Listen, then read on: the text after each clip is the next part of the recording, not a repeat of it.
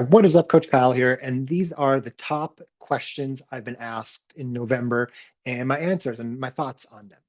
First one is, so there are rules for runs like mine today. Am I allowed to run or walk, of course, for an hour and then turn my watch off, just sit on a rock for a half hour, turn my watch back on and finish up the next 20 minutes? This was a client of mine asked this, and I said, yeah, you can do whatever you want. If it's an easy run, you're going out and you're running for, it was an hour 20 was the prescribed time, and sit, enjoy the view, meditate.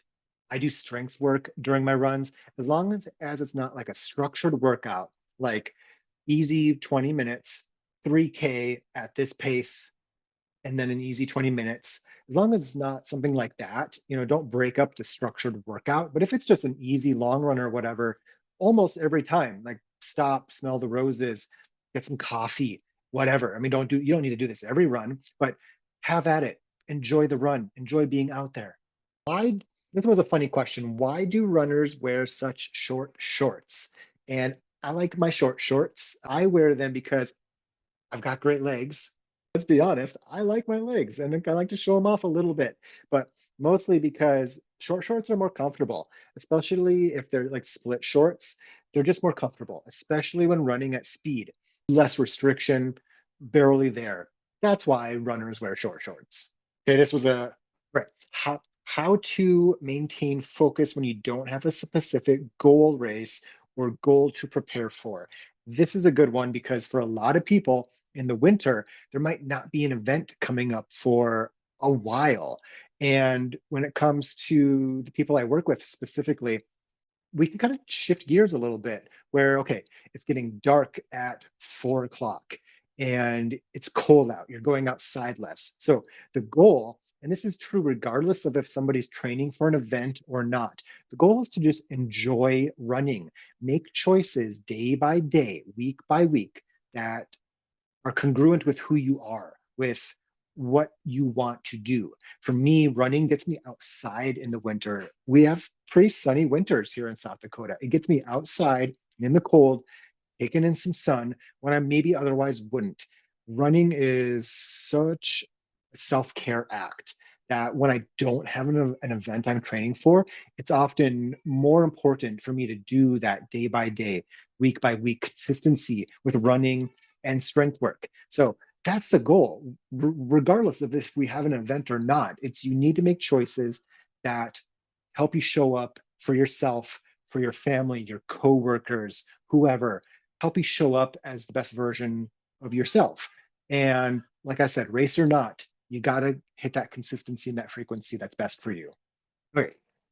Another great one, excellent, and trying to figure out the easiest way to track my protein, maximize my protein intake. And so I'm working on a video that is, what have I done this year that I've never done it in the past that's allowed me to actually, like, I'm faster this year than I've been for a while. And I'm beating old race times on specific courses. And one thing I've done better differently this year is I've been upping my protein intake, like almost doubling my average daily protein consumption. And two ways I've done that are with protein powder and protein bars. And these are kind of like a once every 2 or 3 days, I'll have one of these. I had one today at a coffee shop. I was out. I bought some protein powder. I mix more expensive flavored powder. I'll do half this with half just regular straight up pea protein. But I'm taking in two protein shakes, 1 to 2 protein shakes and or bars every day. That's an extra 30 to 50 grams of protein. And I'm shooting for that roughly 100 grams of protein per day, but I'm not tracking any of it. But for most people, if they're not doing an extraordinary amount of physical exercise, the protein they get from just a regular diet will cut it. Now, if somebody's training, they're doing an extraordinary amount of physical exertion or exercise, it can't hurt to take in some extra protein. It will probably almost always be beneficial. And I'm not tracking how many grams of protein I take in daily. Sometimes just to do like a check in, I will, where for a few days, throughout the day, I'll just write on my palm 20. Okay. Got 20 grams of protein in for breakfast, 30. So I just keep a rolling tally of how many grams of protein I am getting in. But if I'm eating a food that I'm not really losing weight, and most of the food I'm eating is coming from whole food plant-based sources, and I'm taking in 2 or 3 protein shakes, bars, getting enough protein, and that's good enough. Okay. What nutrition do you use on the long run course? And so when it comes to long run fueling, I feel like the theme for me and my coaching for 2022, I think it was eat more during your long runs for my clients. And we're talking 200 calories on average hourly for long runs, easy long runs. And for most of the last, 4 marathons I've done, I've taken in 300 to 330 calories per hour during my marathons. And what I do is during the training for these events, I'm taking in like whole food plant-based sources, Lara bars, B&Js. I'll pull straight up bagel out of my vest, whole food. I'm not wasting money on highly processed, ultra processed fuel wrapped in single use plastic that costs $3 for 200 calories. But as the race approaches, I will start trickling in that ultra processed fuel. And that's what I will use for the marathon. I like the Science in Sport Beta. They're 200 calories ish per gel. They're a little larger than your typical gel. And the Martin, those are what I take in for my marathons. Not going to use, they're $2 or $3 per gel. So I only use them for about the month prior and then during the marathon. But for the majority of my long runs, I'm using whole food, plant-based, sources. I like Lara bars. I get them for 50 cents each at the discount overstock store. Practically lived off those training for Boston. Am I using minimalist running shoes for running? I have in the past. I've done ultras in Vibram Five Fingers. What I'm currently wearing, so I do wear minimal shoes for just my everyday wear. These are from Lems, and very minimal. This is what I wear day by day. For my trail running, not minimal at all. This is the Nike Wild Horse 5. This is my fourth pair of these. This pair I got for $40 off eBay because I love this shoe. They don't make it anymore and they changed it drastically for the next edition. So I keep buying this pair off eBay. I get 1,000 miles per pair and I love them. And so not minimal, pretty clunky, but I wear everything. Over here I have everything from the Ultra Lone Peak and the Ultra Torin, where they're cushioned but zero drop, very flexible, to Nike 4%. I have some next percents that I race in. I think the spectrum. I think it's a mistake to just run in highly cushioned shoes or to just run in minimal shoes. I like more minimal shoes for my everyday wear. I like more minimal shoes for my easy runs. But anything longer, any workouts, races, I'm in something more cushioned. Okay, this question was, how did you pick them? And the question was related to these. So these are actually fairly minimal in a way. So track spikes, they can't be more than 20 millimeters of stack height. So they're thin, like they are thin, but they're hard. So minimal in a way. How did I pick them? They were $17 and they fit.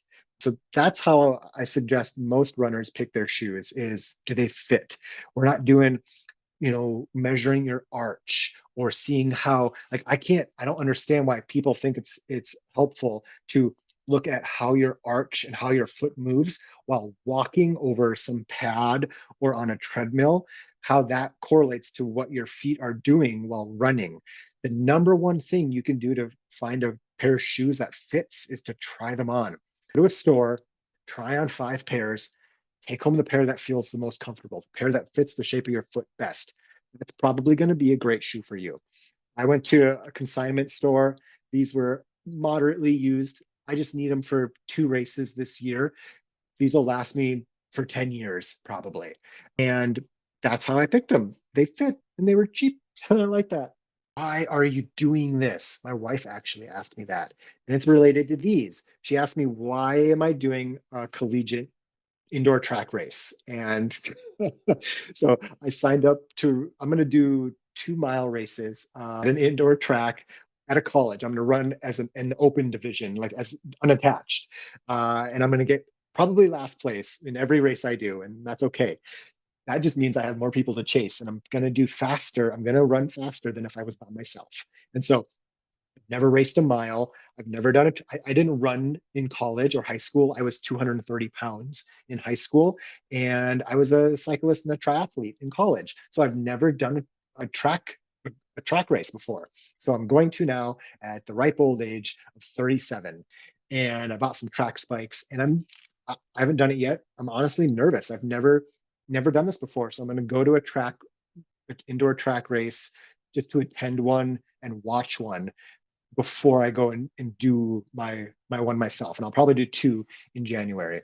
And why am I doing this? Because it makes me nervous, because it makes me excited, and I've never done it before. And yeah, that's just, I'm nervous and I'm excited at the same time. And it's new and novel, and that's why I'm doing it. A vegan question here. What do I think about hunting in the wild? What's my opinion on that? And so I grew up on a dairy farm, farming, intensive.